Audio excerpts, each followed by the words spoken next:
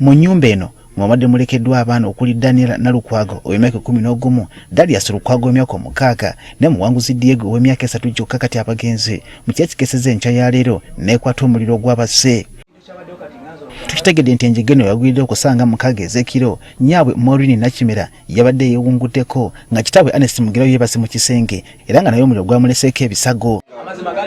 Amu ku batuuze n'abakulembeze ababaddewo balumiriza nti omuliro guno gwaavudde ku musubbaawa ogwabadde gulekeddwa mu nnyumba nga gwaka. Kando yagize bweti ezo nekwata omuliro neletera firije n'okujja ne gaasi n'abwatukiramu ne bafuna ekiziire eky'amaanyi ennyo. Amasannyalaze mukobawo nikasangako firiji nga kweri negajocha negajiyitamu neyaka ebintu byadde mu dio nabana nebyaka nebikola omukati abadde beebase omuka negwa affectinga na suffocatinga abadde beebase. Bino byonna okugwawo mama w'abaana bano enju yabadde agisibye ng'atambuddemu kale kino kyabwadde abatuuze akaseera kazibu ddala okumenya oluggi okusobola okutaasa ababadde munda.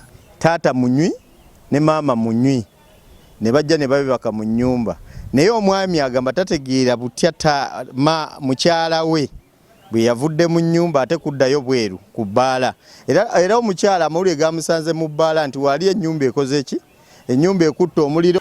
Wabula twagenze okuddamu okuwulira ku ssaawa nga 7 ogw'ekiro nga batukonkona nti ennyumba yonna abantu bafudde.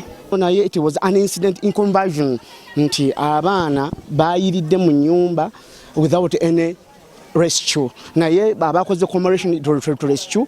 Mu kaseera kano ak'ennaku abooluganda bakizuulidde nti omu ku baana abafudde era yabadde asembayo obuto Muwanguzi Diego ow'emyaka 3 abadde tazaalwa mu nnyumba eno kale nga kitaawe omutuufu abadde alina okukima omulambo guno agutwale guzikwe ku kijja ekituufu. Tukyali wano mu lumbe mukyala n'akatutema nti omwana omusiki si waffe naye naffe ne tukikkiriza kubanga omukazi yagaba omwana.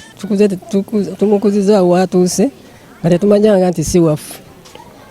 Naye kati wabaddewo omusajja omu yakubye tibwemba mujjayo emirambo gy'abaana abo n'agamba ogw'omwana asembayo temugujjaayo. Poliisi yategeezezza nga betandise okunoonyereza ku kituufu ekyaviiriddeko omuliro guno. Ekyaviiriddeko omuliro okuba nti n'ogukwata tekinnaba kutegeerekeka. Okunoonyereza kutagenda mu maaso naye ng'ekisinga byonna twebaza abatuuze abasobodde okuddukirira bamulirwana. Wetuviiddewo nga abooluganda n'abatuuze balinze emirambo gy'abaana bano okuva mu ggwanika.